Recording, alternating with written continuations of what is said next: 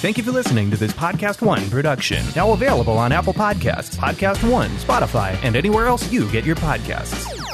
The following program is a PodcastOne.com production. From Hollywood, California, by way of the Broken Skull Ranch, this is the Steve Austin Show. Give me a hell yeah. Hell yeah. Now, here's Steve Austin. Hey, we're recording right now. I'm talking to Vince Russo. It's funny because we're sitting here looking at each other on the computer screen. Hell, Jesus, Vince, when's the last time I saw you? Because you said we crossed by somewhere, but when's the last time I saw you in WWE? Oh, gosh. Well, Steve, I left about 1999. So, 15 years. Man, I tell you what, it's been a long time. You look good. You moved over to Colorado. The gills, man. Look at that. Come on. Hey, well, you got a lot of gray hair. I got a couple of them myself, not as much as you. Hey, where were you living on your last? I know you're from New York City, and I want to get into that. But where were you living before you went to Colorado? Before I was living in Colorado, I was actually in Atlanta because I had moved there in '99 for WCW. Man, and I got to tell you, Steve, coming from the Northeast, I'm just not a South kind of guy. Right. And I never really embraced Atlanta. It just wasn't for me. It was tough living there for 7 years, man. Tell me something. When you say you're just not a South guy, define that. See, you're trying to get me in trouble already. No, because the South. No, because the South is a little more laid back. Yeah, that's exactly what it is. And Steve, unless like you were really raised in New York, the pace is so quick. And when people say dog eat dog, that's New York. And then all of a sudden, when you take that lifestyle and you go to the South, and you're right, everything's at such a slower pace. It's really, really hard to adjust to that. Really hard. Well, that's what I tell everybody. Like when I go to New York City just to visit or whatever, after about 2 or 3 days, I got a gut full. I'm ready to get out. But New Yorkers thrive on that energy, that frantic pace. It is what it is. So it's a totally different animal. I could take someone, or I could take you down to my ranch in South Texas, and dude, you're in the middle of nowhere for 2,000 acres. You will not see another human being. About a day in, you'd probably, start banging your skull against the wall because you'd go crazy because seemingly there'd be nothing for a cat like you to do. But it's funny that you say that, Steve, because I used to run into this all a lot. I used to get heat for this too. And I used to say when you have a wrestler, okay, that's got a real heavy Southern accent, okay, sometimes it really gets difficult to get that kind of an accent over. And the only reason I say that is because that's viewed a certain way in like California, New York, Chicago. You know what I mean? Right. And when you look at the history of wrestling and you really look at how many people from the South really got themselves over. And then they'll argue with me. The first argument immediately is, what about Austin? And I'm like, Texas to a New Yorker isn't the South. Right. It's Texas. It's two completely different animals. And the Texas accent, that's a whole different type of dialect compared to the South. So are you saying, I know Jim Ross went through this a bunch. I guess down there in WWF, Vince thought it was too regional sounding. I never really looked at anybody having a Southern accent as far as getting over on a national or worldwide platform. Myself, just maybe to that point, there wasn't a whole lot of guys from the Deep South that got that high up. Well, that's the thing, Steve. That's what you really, really have to look at. I guess the perfect example is a guy like Dusty. Right. But, did Dusty really have a Southern accent? Dusty had a Dusty accent, man. Nobody talked like that guy. Another perfect example, one of the guys that I think got most over from the South is Sid. But, let's face it, look at what the guy looked like. Yeah. So, he had such a unique look and was such an animal. But, you put those two guys aside, what great technical wrestlers were really able to get over out of the South. And, that's not being biased or anything. It's just, it's that dialect, that's really not accepted in places, New York, California, Chicago. Well, Terry Funk took it to a very high level.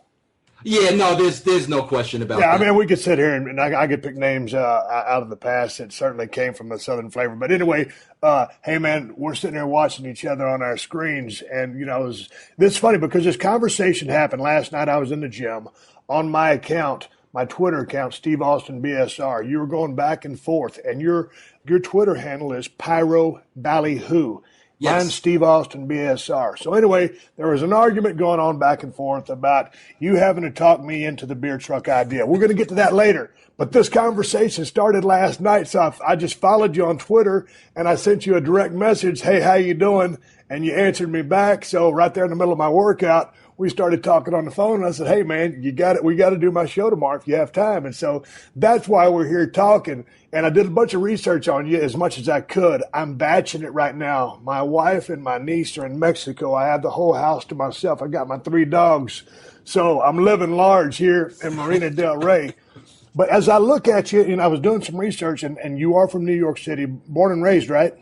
Absolutely. Long Island, yeah. So I was reading some of the things about you, and I found out that you were a huge Kiss fan, as am I. Yes. And in the picture that I'm looking at, you have this Kiss. I got Kiss everywhere. Yeah, there's this Kiss poster on the wall. Yeah. Yeah, there's Gene Simmons. Everywhere. Hey, so let's talk about Kiss for a second. What was it about those guys that just won you over and totally turned you into such a monster fan? Well, Steve, you would tell me yesterday we're close to the same age, right.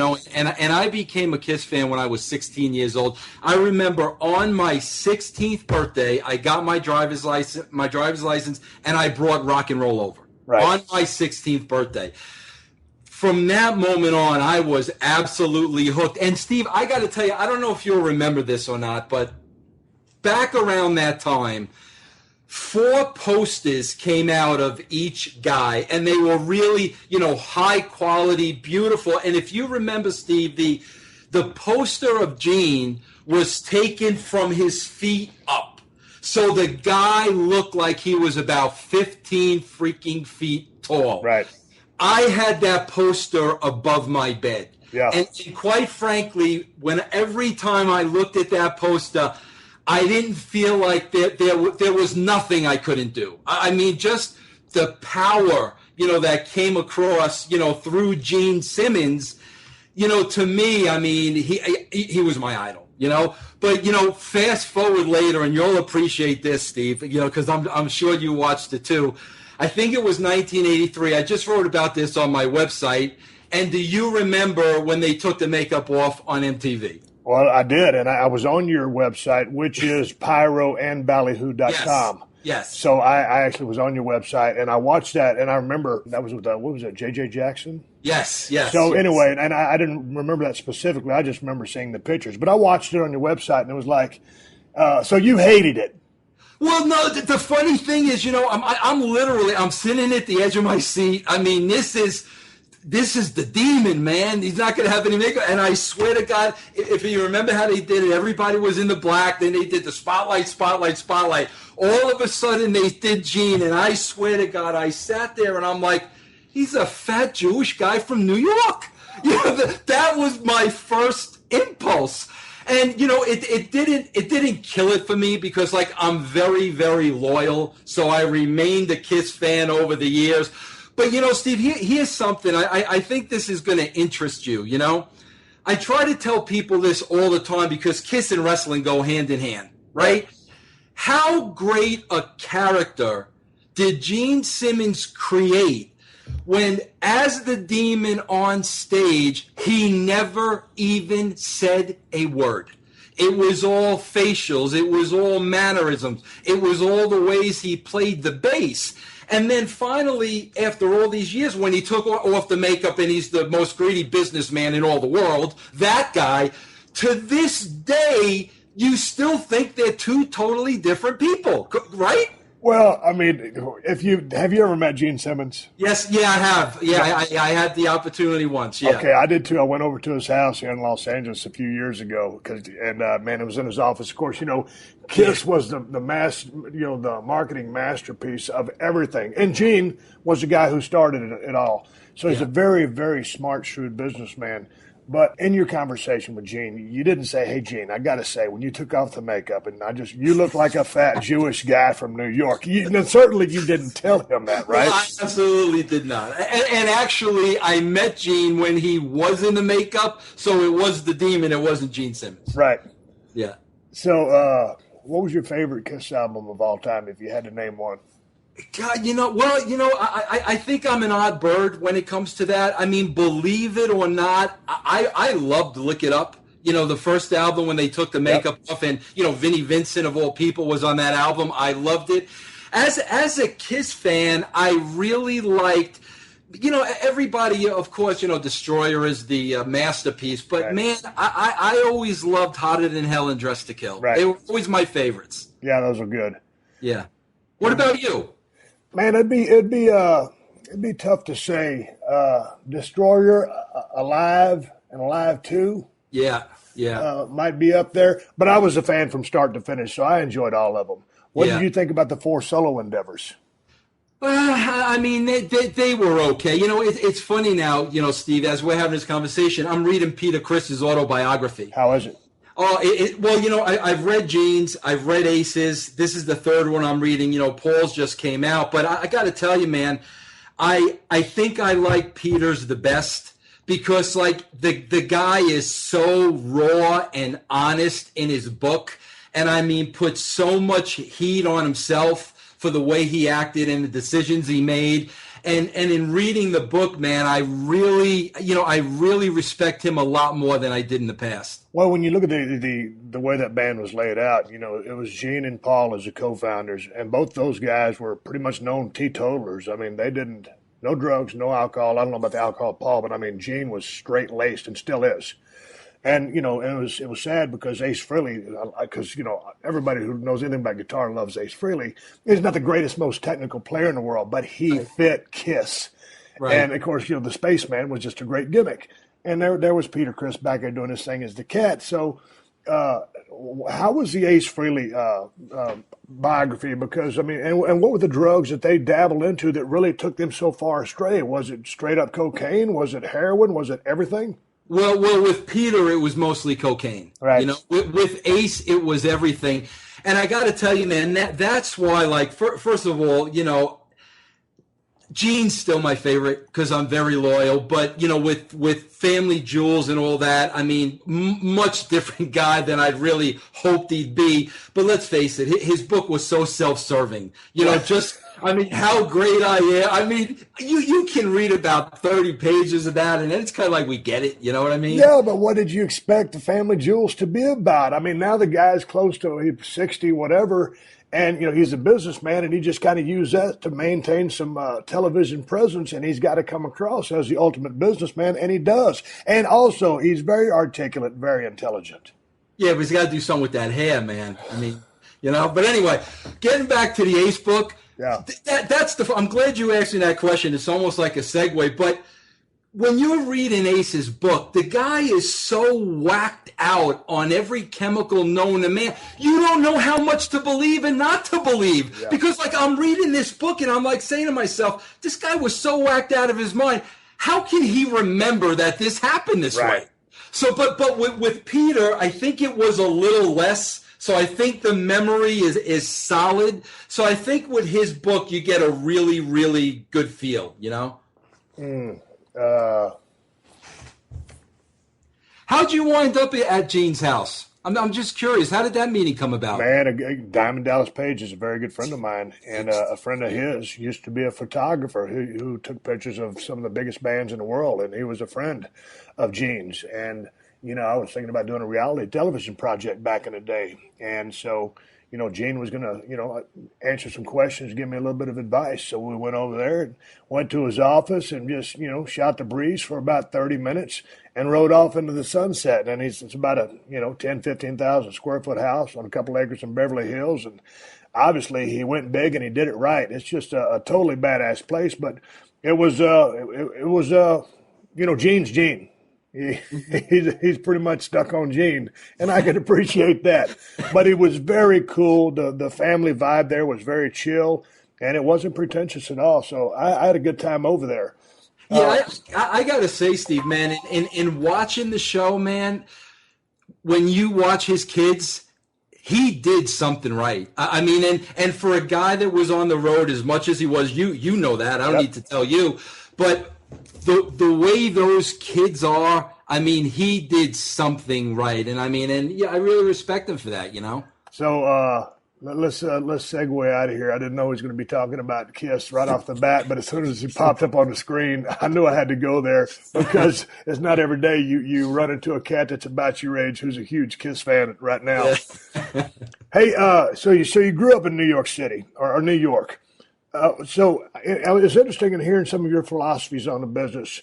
But when did you first fall in love with the business and start watching it? Well, you know, Steve, that's a great question because the first time I saw the business, that's really what molded me for my 20 years in the business. Because Steve, I'll never forget it, man. I was sitting in the guest room in my house. I must have been about 12 years old. Back then, Steve, you'll know, we had the little 9-inch black and white TVs. You had to gimmick the antenna, hoping something that would come in. You know, you didn't get anything on the TV. The only thing you'd get is UHF stations. So I'm flipping around on the UHF, and all of a sudden, man, I come across, didn't know who they were, the Valiant Brothers and Captain Lou Albano. That was the first thing I ever saw in professional wrestling. And when Jimmy Valiant cut that promo, and when Lou Albano went off, I mean, Steve, it was like from that moment on, it was the entertainment for me. I mean, that's what just grabbed me. These guys were larger than life, you know? And then when I started following the product and, you know, Chief Jay Strongbow, you know, doing the war dance every time somebody pissed him off. Right. And, you know, Bruno Sammartino, the rugged Italian. Waldo Von Erich used to scare the heck out of me when I was 12, 13 years old. So with me, it was always that entertainment aspect from the get-go. And that was just my philosophy once I got in the business. Now, I started watching pro wrestling, and I grew up watching Houston wrestling. Come out of Sam Houston Coliseum in Houston, Texas. I probably started watching when I was 7 or 8. So, you know, I bought in. Man, Dusty Rhodes was in the middle of the arena. Somebody had the iron claw on him. The whole arena was dark. It was a smoke-filled arena way back in the day, right? There's one security guard slowly walking around the ring, make sure nobody does anything. And there's only a rope for the banister, you know? That's the only thing that kept the people out. And it was just, you could only see a few rows. There was one light over the ring. And I was like, God dang, this is awesome. My mom was sitting in her chair reading a magazine. Dusty's bleeding like a stuck pig. I'm going crazy in the living room. I tell my mom, I said, why didn't the security guard, because he's got the gun on his hip, why don't the security guard go over and help Dusty? Somebody got to do something. And she looked up from her Red Book magazine and just kind of shook her head and went back down to it. So I bought in. I believed wrestling was real back in the day. But in listening to some of your interviews, at 12 or 13, you always knew it was on the take, and you figured it was fake from the not fake, but you knew it was a work from the get-go and never bought into the fact that it could be real. I never did, Steve, but you know what? That never stopped me from loving it. I mean, I loved it wholeheartedly from an entertainment perspective. And like, here's the funny thing, Steve, like, you know, we had a different experience growing up in New York. Like in New York, you know, they had the one show every Monday night at the Garden. Okay. And the build up to that show was they had you believing this is the night Bruno loses the title. That's what they had you believing. So you had to watch the show. Right. So now, as much as I was in it for the entertainment aspect and knew what it was, I was still wrapped up in this is the night Bruno's going to lose the title, because back then, that's how convincing the characters were. I mean, you know, Stan Hansen, you know, I mean, Big Bob Duncombe. I mean, you believe these guys were, you know, bad, even though I knew what the business really was. Right. So I bought into it.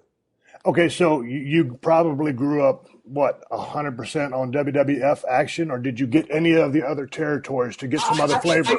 I got to see Gordon Soley. I got to see what was happening in Georgia, so I was able to see both companies. Okay, now that's a very distinct difference in styles. So which did you prefer? I'm thinking WWF. WWF, but it had nothing to do with Georgia being more of a working wrestling type. Man, I'll tell you, it's kind of what you said, Steve. When I was very young, around that same age, I went to a live show in Florida, and it was Dusty against King Curtis. Yeah.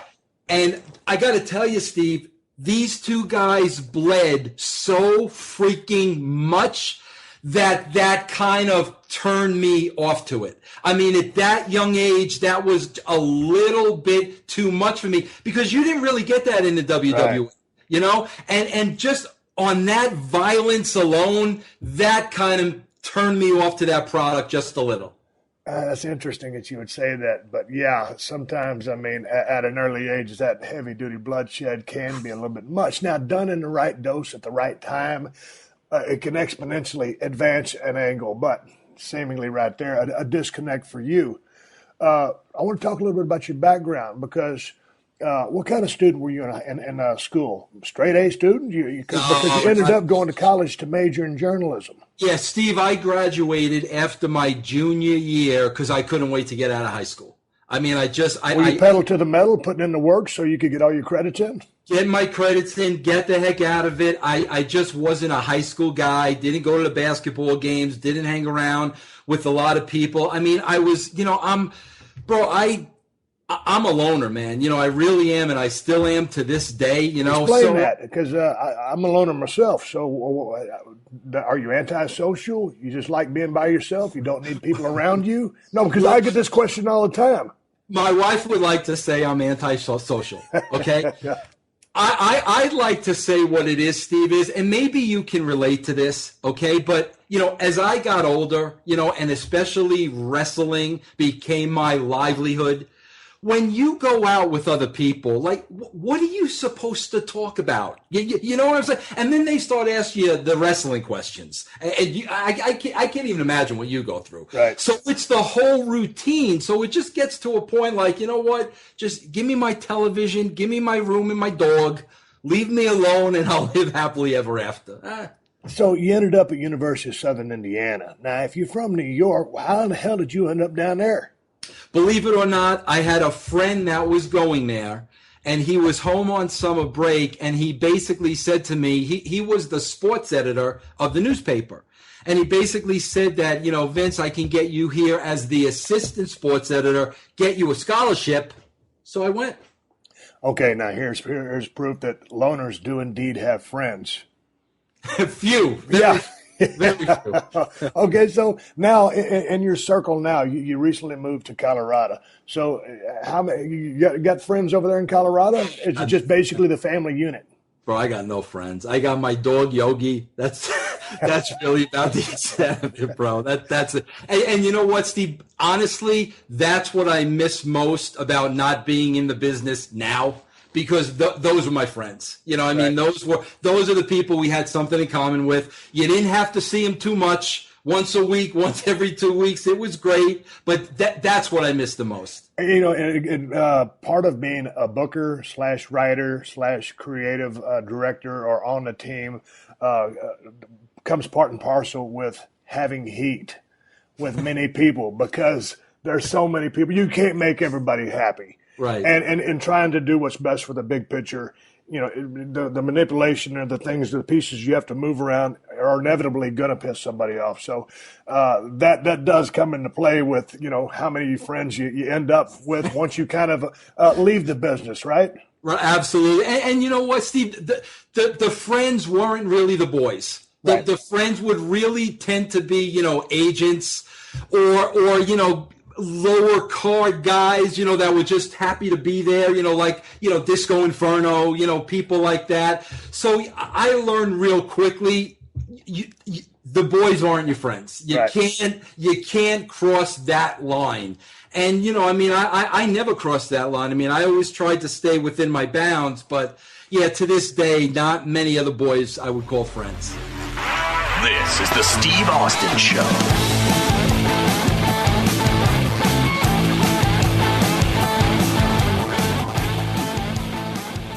Geico asks, how would you love a chance to save some money on insurance? Of course you would. And when it comes to great rates on insurance, Geico can help. Like with insurance for your car, truck, motorcycle, boat, and RV. Even help with homeowners or renters coverage. Plus, add an easy-to-use mobile app, available 24-hour roadside assistance, and more. And Geico is an easy choice. Switch today and see all the ways you could save. It's simple. Go to geico.com or contact your local agent today. All right, here we are back with Vince Russo. All right, man, so you're going to be this journalism major. Okay, did you graduate at Southern Indiana, right? Yes, sir. Yep. Okay, so what was your plans? News reporter, on air? My plans really changed, bro, because what happened was I met my wife at college. And where's she from? She's from Evansville, Indiana. Okay. So she was from that town. So I had a choice when I was graduating college. It was either, okay, you're going to marry this girl or you're going to end it. And I was in love with her, so I didn't want to end it. So I had to get married at a very early age. How old were you? I was 22. Yeah. So basically what that forced me to do was go out and get a job. And it didn't matter what the job was. I was able to get a job in publishing, but my first job was selling professors their textbooks that they used in college. Right. And I did that probably for about 3 years or so. Okay, then what was the next gig? My next gig, I got to, video stores were just opening. Yeah. I love movies, love entertainment, got to started working for somebody, was able to buy the store, on a note. So I own my own business. Okay. At that point, here comes Blockbuster. The writing's on the wall. They're going to put me out of business. What am I going to do now? Literally. That's when the love for wrestling came back. And I was like, you know what, man? Let me try to get into that business. And Steve, there was never, I want to write television for the never even crossed my mind, Right. But I wanted to get into the wrestling business. I started my own radio show, much like this, Vicious Vincent's World of Wrestling. Now tell me how you came up with the character Vicious Vincent. Well, was that alter ego? No, Steve, you're going to love this, man. And I wish I had all day to talk to you because there's so many things to discuss. But when I first got into radio and wrestling, not knowing any better and being naive, I kind of got on the dark side of it. By that, I'm talking about I associated myself with somebody by the name of John Arezzi, who was very good friends with Dave Meltzer at the time. Now, you got to remember, Steve, we're talking 1983. Right. This is when Vince was going through that steroid trial. Right. And I'm around these guys that are looking to hang Vince, and they're burying him. And I'd be sitting there, and I'd say to myself, why are you burying the guy that's making it possible for you guys to have a living? It made no sense to me, and that's not what I wanted to get into. Like I told you, I love the entertainment aspect. I wanted to play along. So I went from that on my own to the complete extreme, Vicious Vincent's World of Wrestling. I was a gimmick. My partner was a gimmick, and we just did what you saw on TV. So what was your on-air stance, sir? Were you guys talking about the storylines and angles and feuds at hand? Absolutely, but as fans, right? Not what you're reading today. Literally, right. As fans. Okay, yeah. But where were you now? Because if you're in Indiana now, you're trying to get into business, and you're fixing to go back on Long Island at this point. Okay, she came back to Long Island. Yeah. So you're trying to get your way into the business. Is that what possessed you to go to Johnny Rod's? Yes, because, Steve, again, it's such a different time now where, everybody is an authority on the World Wide Web. That everybody knows everything. if I was going to get into the wrestling business, I really wanted to know everything about it. So I went to Johnny Rods' school. I took the bumps. I did the independent show, not because I had any desire to be a wrestler or a manager. I wanted to know how this thing worked. Okay, now what year is this? This is about 83. Okay, 83. The business still very protected at that time. Johnny Rods was going to be, future WWE Hall of Famer.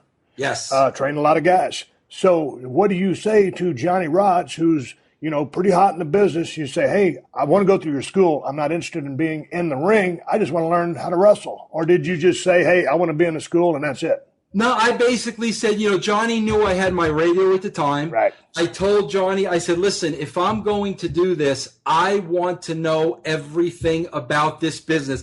I want to know how it works. And keep in mind, Steve, I had an absolute respect for it. I mean, an absolute respect. And I think when Johnny saw that, especially being a Long Island kid, right. I think he realized I was serious and I wanted to know what I was talking about. Okay, now you're a little bit, you had your nose to the grindstone, 3 years of high school, graduated, and went to college. So I'm assuming you really had no athletic endeavors prior to joining Johnny Rods Wrestling School. Were there any sports that you participated in? I used to play some soccer in high school, and I played baseball up until I was 18 or so. But after that, no. But, I mean, luckily, I always kept myself in fairly good shape. But, I wasn't used to that type of training. Okay, so all of a sudden you roll into Johnny Rods School of Wrestling, and all of a sudden, some of the first things is some rolling, tumbling, and then you learn how to bump. Many people are allergic to the mat. They do not like bumping because it can hurt. So what was your thought process as you were learning the what goes on inside the squared circle? I got to tell you, man, and this is no joke, and this is like the Vince Russo nobody wants to talk about because I got to be the villain and, I got to be the guy that gave David Arquette the world title.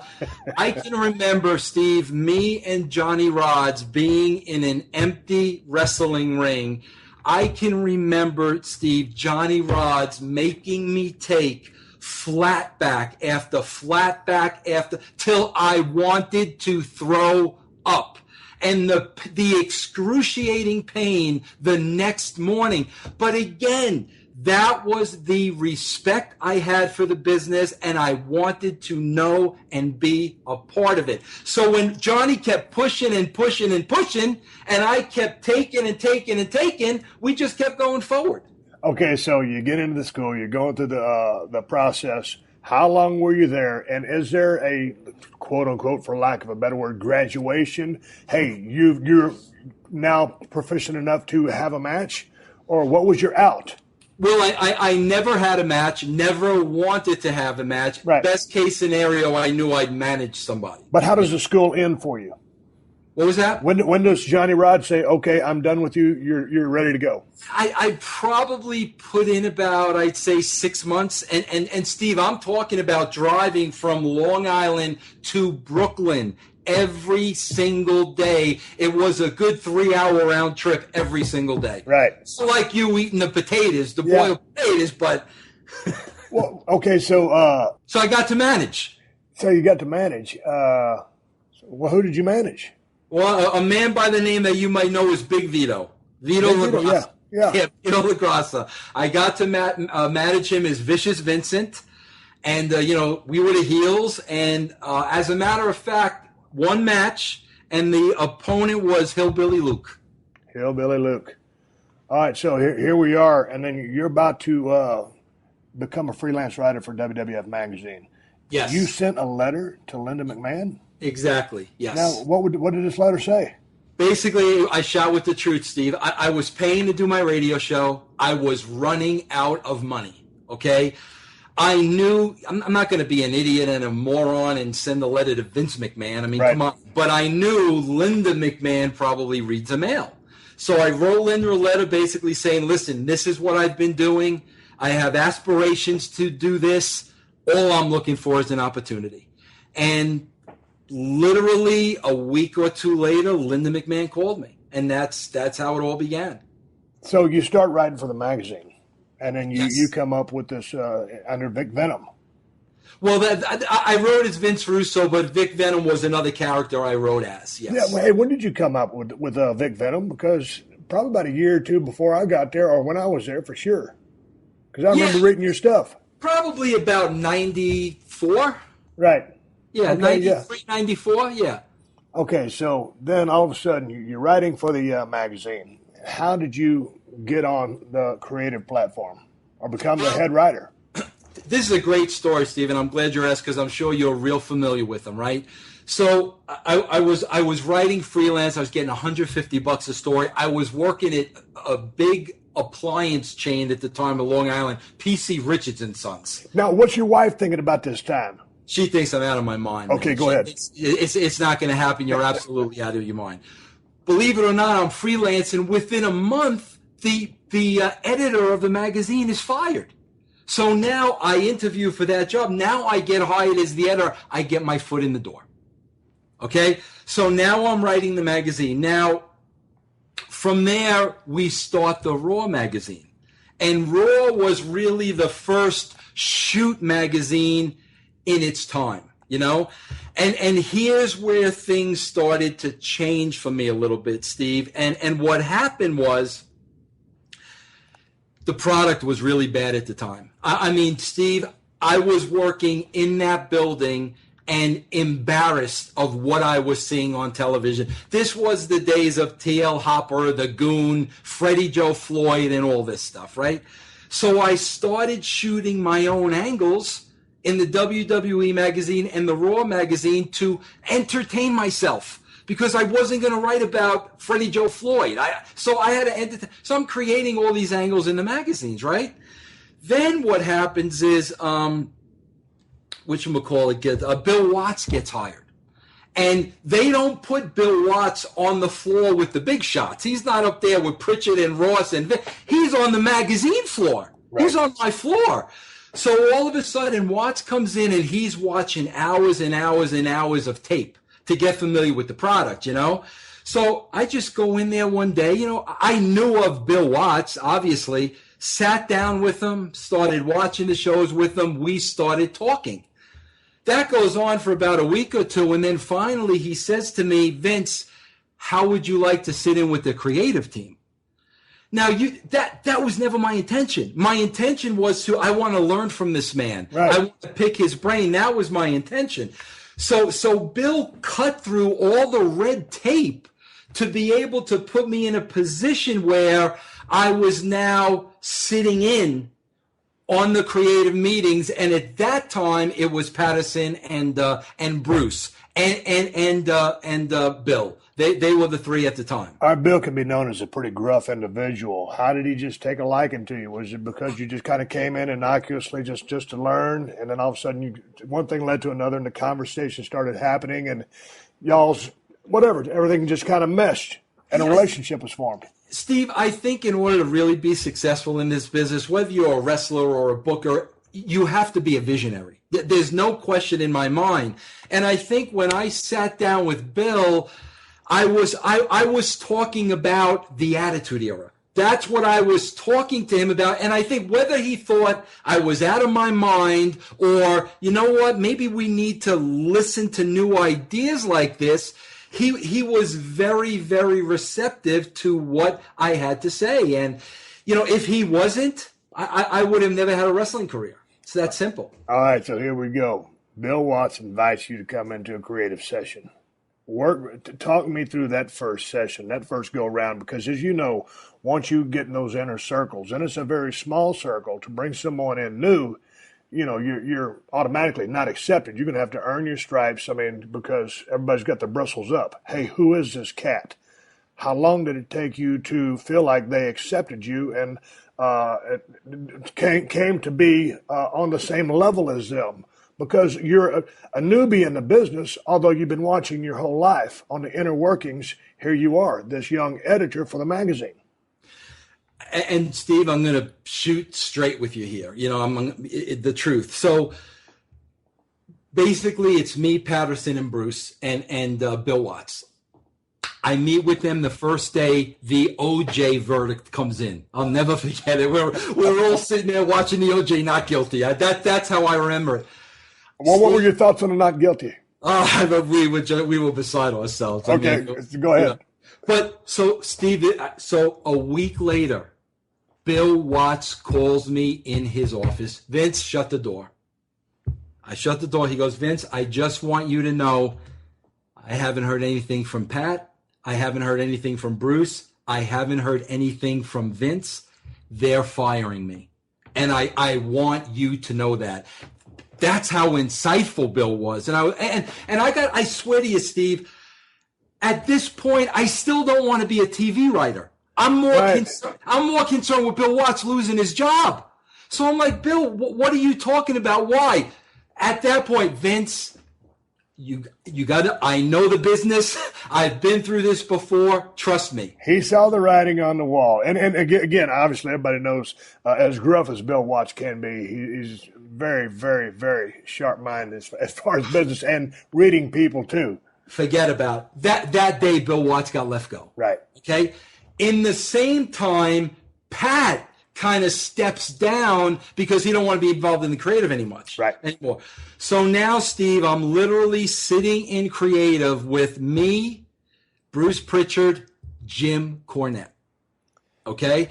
And Steve, literally, I'm sitting in these sessions not opening my mouth, being very respectful, not saying a word. But what I was saying to myself, to be honest with you, was, do you guys not understand that as you're writing this down on paper, it sucks? Like, what they were writing, I thought was freaking horrible, okay? So now I'm happy to be on the creative team. I'm embarrassed of the product. Okay, so now they're writing ideas down on paper that you're totally against and you think, quite frankly, suck. So how are you voicing your opinion or getting your stuff in, as we would say in the business, because it's 2 against 1 and you've got 2 veteran guys, and it's, fast forward all these years later, it seems to me in some of the videos I watched and prior to our conversation, obviously, maybe not on your end, but there's still a lot of heat from Jim Cornette towards you. So you guys are like oil and water. Did this exist back then? No, because, Steve, I wasn't opening my mouth. Right. I wasn't getting my stuff in. I wasn't attempting to get my stuff in. But what was happening was I'm watching the NWO on WCW. And I've got friends there. I've got Jeff Jarrett just goes there, Kevin Nash. And I'm watching our stuff, and I'm watching WCW, and I'm like, holy crap, that's where I want to be, right? So what happens is through Jeff and through Kevin, Eric Bischoff calls me. Okay? Now, I got to say this, and this isn't a knock on Eric because I don't consider us friends, but I respect him more than anything, and I have no heat with Eric or anything. But back at that time, he was very pompous and arrogant, rightfully so, because he was kicking Vince's backside. Yeah. You know what I'm saying? So he carried that attitude with me on the phone, kind of, and I was like, I really don't know if I want to work for this guy, right? But here's the kicker, Steve. The next day, I'm feeling so guilty that I had a conversation with Eric Bischoff because my loyalty was with Vince McMahon and WWF. That was the product I grew up on, right? So now I want to come clean to Linda McMahon because that's how bad I feel, Right. I go up to Linda's office. We have a set meeting. Steve, 30 seconds into the meeting, guess who walks in? Vince. So now here I am, this 32-year-old editor of the magazine with Vince and Linda. Now, Steve, I know you know this, okay? You can name the handful of times in your life where you took your Spaldings in your hand, and it's like, I'm either going to the next level or I'm going to be fired. There's no in between. So I basically looked Vince and Linda in the eye, and I said to them, listen, if you think all I'm capable of is writing the magazine, I need you to tell me that because I'm capable of a whole lot more.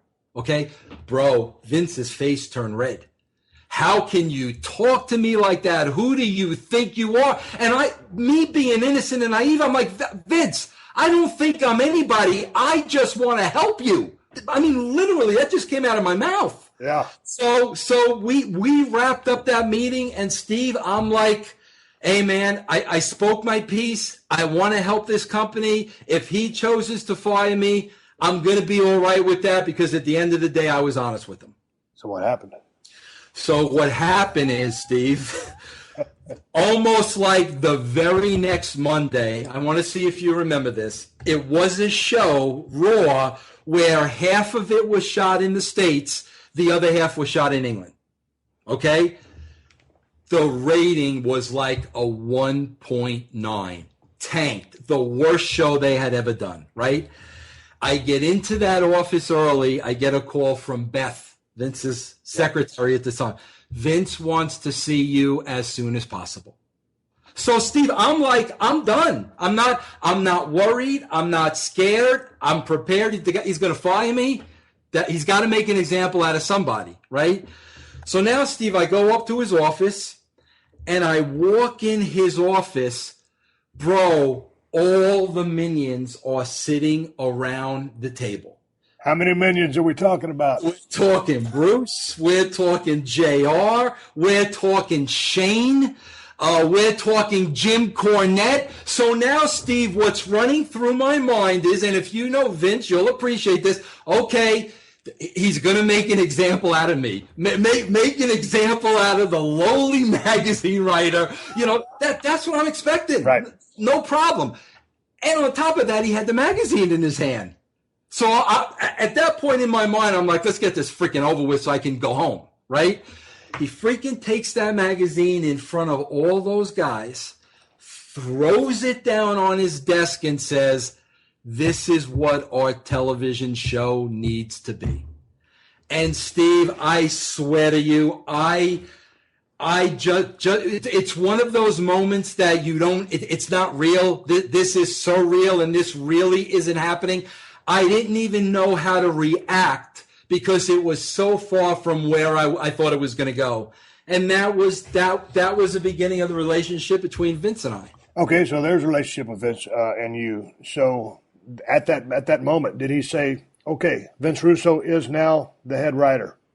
No, he didn't say that, but, you know, Shane kind of told me, like, okay, now you're going to start coming to every TV. Okay. Now you're going to start working with us. So Shane kind of laid the groundwork for what was going to be going forward. All right, I'm sitting here talking to Vince Russo. You can find him on Twitter at Pyro Ballyhoo. So anyway, we're going to take a break here. Word from my sponsors. Keep the show on the air for free. The Steve Austin Show. The Steve Austin Show. This February on Pluto TV, we're putting the spotlight on iconic black talent. Watch your favorite movies like Top 5, 48 Hours, and More Than a Game. And drop in to binge black TV classics like The Bernie Mac Show and Moesha. Pluto TV has hundreds of channels and thousands more movies and TV shows, all for free. So download the Pluto TV app on your favorite streaming device and start watching today. Pluto TV. Drop in, watch free.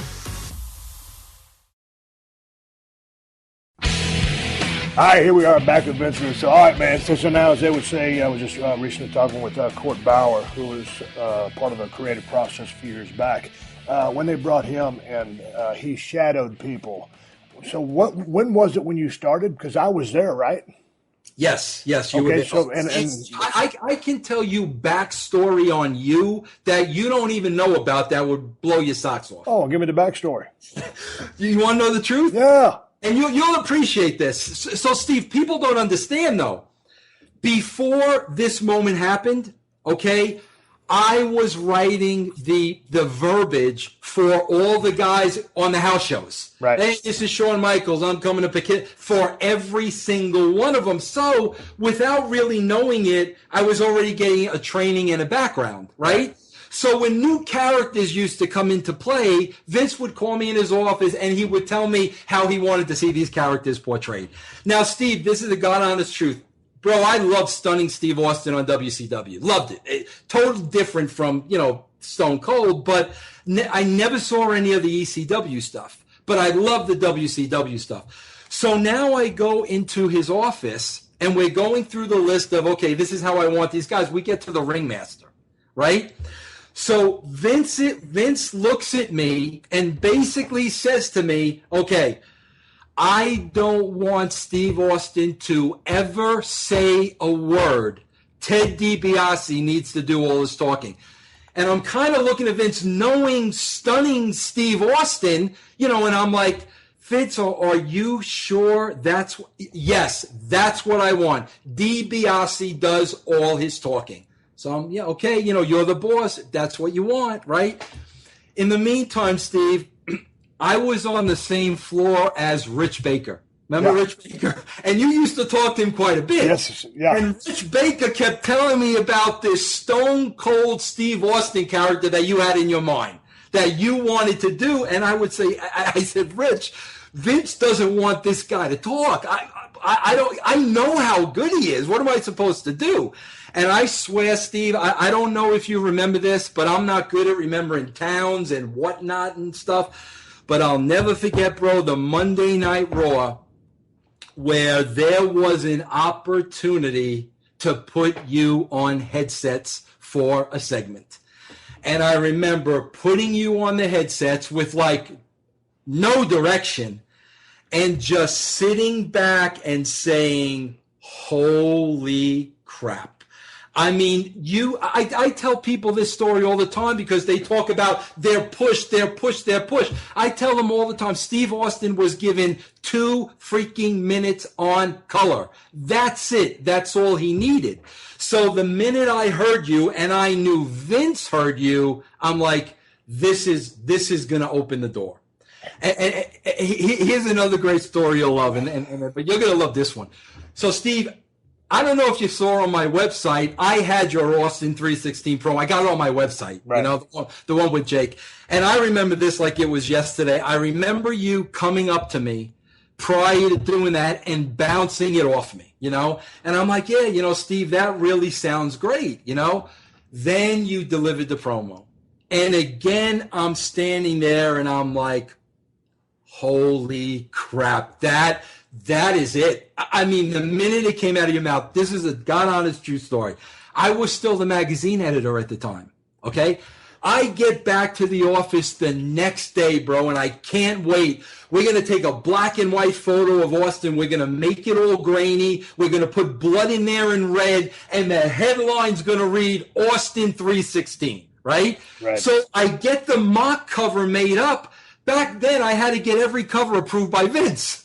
So Vince is at the TV studio where he always was. So I'm so excited about this cover and this Austin 316. So I show Vince the cover.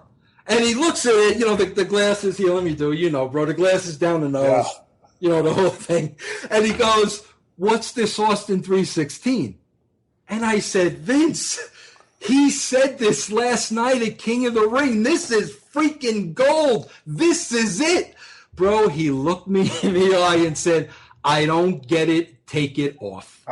I swear to God. And I'm like, bro, at that point, I can't argue with the guy. You know what I'm saying? What ended up being on the cover? Because I remember the cover. I think that winded up being on the cover, but only because somebody else had to get in his ear. Whether it was a Pritchard or a JR, somebody had to get in his ear and say, Vince, this guy just said something that's going to make you $1 million. And the magazine did come out that way. And, going back to the 2 minutes of commentary, I think that was when Aldo Montoya was working in the match and just gave me a bunch of material. And I remember going out there and doing that and talking about all the stuff, the jockstrap on his face and just talking trash. And, that was back in, we were going live one week and going, post-production on, in the truck, try to save money. And so on those shows that they were editing, that's when they started chopping my language out. And I remember what I said when I watched the show back, half of what I said didn't make the show. And so I remember talking to Vince. It was walking across the parking lot in Lowell, Massachusetts, wherever it was. And I said, of course, I barely knew Vince at this time. I'd been there for quite some time, but I didn't know him. And so anyway, I just said, hey, man, Vince, you got a second? He goes, yeah. And I told him, I noticed when I'm watching the show, you guys are editing my lines. I said, I just wondered why this is. And he said, and I'll make this the long story short version because I've told this story so many times, but just to reaffirm, He said, well, quite frankly, Steve, you're popping the guys in the truck. Hey, you know when you're popping the guys in the truck, you're doing something. And to my listeners out there, I get many emails still sent to questions@steveaustonshow.com, and they ask me about this story. What does popping the truck mean?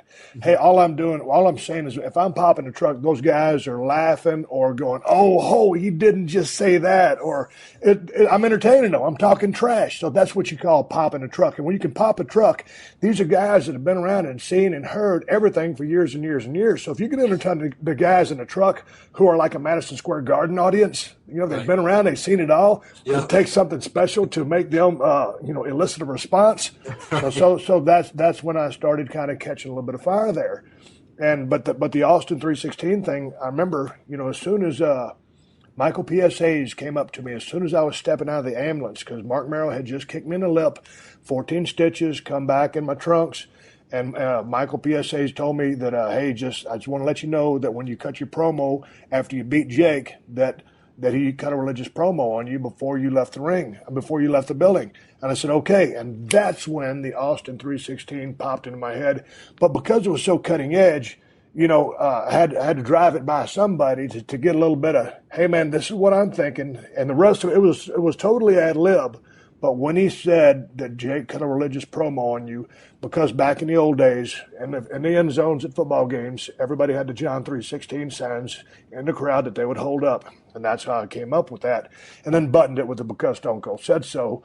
But anyway, so the fact that she lobbied for it, and saw, the cover potential there helped me down the road. Well, yeah, Steve, there are just, there are very few moments like that happen in a lifetime. And that was just one of those moments where it was, Steve, I got to be honest with you. I was in such a bubble writing the show because, bro, every week you're writing a new show.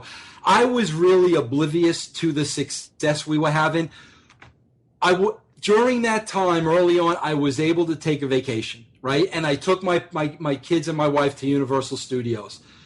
Steve, it wasn't until that day when I saw every other person on a July day in Universal Studios with an Austin 316 T-shirt that I finally realize, holy crap. This thing is you. I literally had to see it with my own eyes.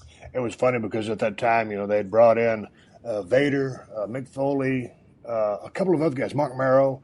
It was 3, 4, 5 guys, and they'd brought me in with that crew too. And everybody was getting pretty much a green light push and marketing strategies. Mark Henry, a lot of red, white, and blue stuff, just coming out of the Olympics. And, man, my good friend Jimmy Miranda was running, merchandise back in. And I'd always see him talking to all the guys about T-shirts, and I'd go up to him and say, hey, Jimmy, the office got any ideas for a T-shirt for me? He said, no, Stephen, they sure don't. And finally, after I cut that promo, here comes Jimmy Miranda. He goes, Steve, I got good news for you. The office wants to do a T-shirt. Do you have any ideas? And I said, you damn right I do. I said, put Austin 316 on the front, put a skull on the back, carve in Stone Cold on the forehead. There you go. Anyway, the shirt that ensued turned into be a pretty big hit. So enough about me. Let's go back into a little bit of Attitude Era stuff. Here you are. You're on the writing staff. When are you really able to start kicking in some heavy-duty direction and ideas? Well, Steve, what's happening now, keep in mind, it's Vince, me, and Jim Cornette. Right. Okay? Now, Where's Bruce Pritchard? He's out. Pritchard took J.J. Dillon's job. Okay. So he's out. So it's the three of us. Gotcha. Now, keep in mind, Steve, the WWE at the time was not healthy. Let me put it that way to be nice. It wasn't healthy financially. Right. So I really think in Vince's mind, he knew a change needed to be made. There was nothing to lose. So the three of us would get together, and I would be on this new wave, this is where we need to go. And Jim Cornette was on his Memphis, and it was this. It was this. And finally, Steve, there was so much arguing, and I was concerned because the arguing was taking time out of the television writing. Out of the creative process. That's it. So I went to Vince's office, You know, again, bro, like being total naive, and they hear the deer in the headlights. I'm like, Vince, listen, we're wasting too much time arguing at your house. I said, here's, pardon the phrase, the bottom line. I said, we either need to go in this attitude direction or you need to go in Jim Cornette's direction. You need to pick a road and go down one, because all we're doing is wasting a lot of time. And my exact words were, Vince, if you go with Cornette and do the Cornette thing, bro, I'll understand. I have no issue with it. I'll go back to my magazine and do my job. No problem, I said. But I don't think the company can afford to waste this kind of time. So, you know, he heard what I said. You know, okay, Vince, thanks. I appreciate it. Next time I showed up at Vince's house, Jim Cornette was not there. It was myself and Vince. And, you know, more or less, that's when the issues started with Jim Cornette and the hatred and the this and the that's kind of the root of it, when it wasn't a me versus Jim thing. It was like, bro, we're wasting way too much time here. But it was just two different mindsets coming from different, right. You know. And Jim, and it was a very good friend of mine, is more traditional, you know, wrestling. And you coming in with this attitude era and looking a little bit at what NWO is doing down there, raising hell and kicking our ass. So things were, you know, the business was not good. So you just go in there, all of a sudden, it is you and Vince McMahon in a room. How long did it take you guys to kind of jibe or be able to come up with some type of chemistry and just to be able to spitball and bounce ideas off of each other? Because, you know, to gain his trust, I mean, to me, you were always able to go out there and maybe he could reel you in a little bit with, okay, that's badass. I see part of it, but here's some maybe a little bit more ground element to it. How long did that process take? Steve, I don't think really it was the ground element to it. And this is where, like, I think a lot of misconceptions kind of come in, okay? First of all, you got to understand that I would go into one of those meetings fully loaded, both guns blazing. Now, Steve, I also knew Vince well enough to know what he was going to poke a hole in. So I had to have my storylines and backup for everything. So when we had those one-on-one sessions, Steve, I'm not lying to you, it was 90% pitching. Vince, how about this? How about that? He would listen to everything I said, right? And then, Steve, like, honestly, I can't remember things that Vince shot down. I mean, I really can't. It was almost like he made the decision, we're going to go down this road. And he used to tell me more than anybody, I'm sure he told you a million times, Vince, you can't be half pregnant. Right. So there were no chains. It was, you know, again, Spalding's to the wall. Right. Now, Steve, here's where the Vince genius comes in that I try to explain to people, but for whatever reason, they want to spin it so, you know, Vince Russo gets no control and he had the filter and this and that. This is the Vince genius. Now, Steve, I'd meet with Vince. I'd go back and I'd write the show. Now, Steve, I have the mindset, I'm going to write this show. He ain't going to poke one freaking hole in this show. That's how much detail and, you know, that's how much I put on the show. Then write the show, all proud of it, bring it up to his office. Now, Steve, again, the glass is at the end of the nose, you know, looking at the show. Vince wouldn't change angles and storylines and direction. What he would do, Steve, is he looked at every single segment, and no matter how great I thought that segment was, bro, he would just make those little freaking tweaks that made it great. And I would just sit there absolutely mesmerized, like, how the freak does he do that? Because every segment, well, Vince, if we did this way, and if we changed this here, it was, you know, Steve, he calls them the nuances. Yeah. And the way he worked within those freaking segments, that was freaking genius. And that's what took a 3.0 rating and made it a 6.0 rating, because he could see those things, bro, that nobody could see. And I loved learning from that. And I loved witnessing that because it was unbelievable. Okay, but now talk to me about the process writing a 2-hour Raw show. Oh, how long did this take? Just on an average, how long did it take you to create, type up, come up with a 2-hour Raw? Well, Steve, here's the thing, and this is the difference between that product and what you'll see today, okay? And we'll get to that in a minute. We were lucky that the WCW was head-to-head with us. You know why? Because I used to sit there and I would write that show as if I was a viewer with the remote control in my hands.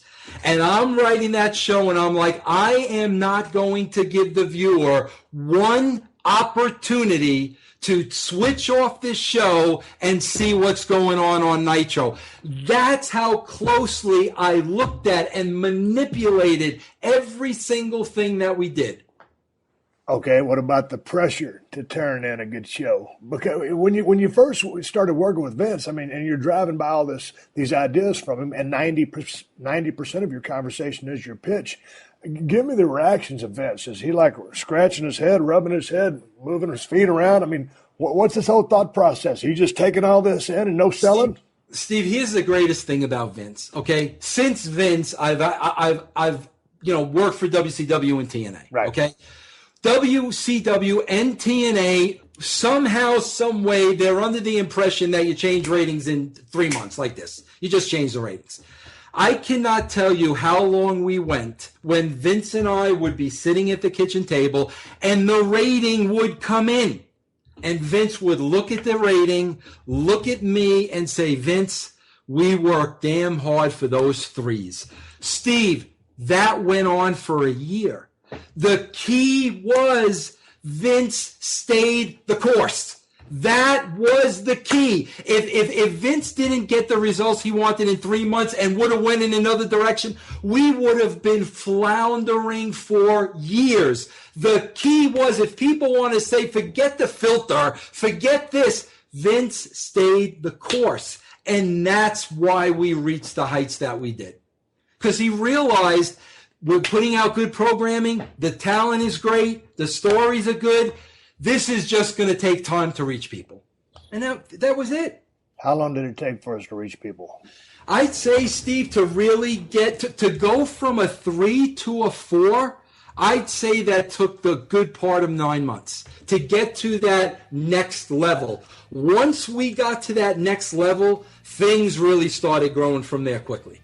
Things started going from there real quickly, and you're gonna hear that part of the conversation next week on the Steve Austin Show. Hell of a Republic Pictures cliffhanger. Sitting there talking with Vince Russo from back in the day, the Attitude Era in the WWF, back when it was professional wrestling, not sports entertainment.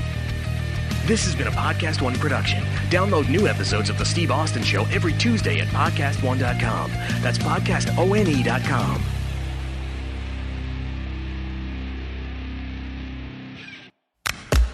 Look out!